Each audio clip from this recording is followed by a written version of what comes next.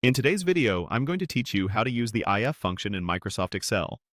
The if function is a simple but powerful way to make Excel decide something for you. It checks a condition you define and then returns a result based on whether that condition is true or false. In our example, we want Excel to check if an actual amount is greater than a budgeted amount, and if it is, display the words over the budget. Start by clicking the cell where you want the result to appear. This is the destination for your formula, typically in the same row as the numbers you're comparing, so it's easy to read. Now type the formula. Begin with an equals sign, because every formula in Excel starts with 1. Type IF, then open a parenthesis. Next, select the cell that contains the actual value you want to test. After that, type the greater than symbol, which is the right pointing angle bracket. Then select the cell that contains the budgeted value. This creates your logical test. Actual is greater than budgeted. Type a comma to move to the next part of the if function. Now enter the message you want to see when the condition is true. Because it's text, it must be wrapped in double quotes.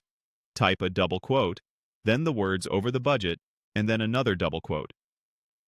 Finally, close the parenthesis to finish the formula. Visually, what you've built looks like this. F actual cell budget cell over the budget.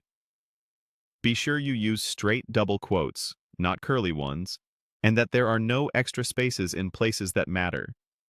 If your version of Excel uses a semicolon as a list separator, replace the comma with a semicolon. Press Enter to confirm the formula. Excel will immediately evaluate the comparison.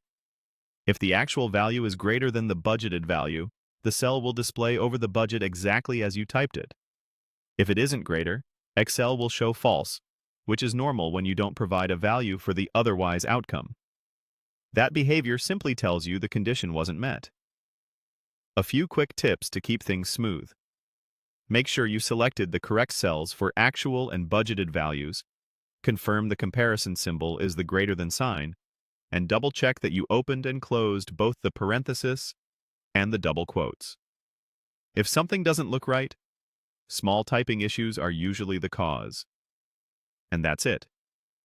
You clicked the target cell, typed the IF formula with your comparison and message, and pressed Enter to let Excel do the work.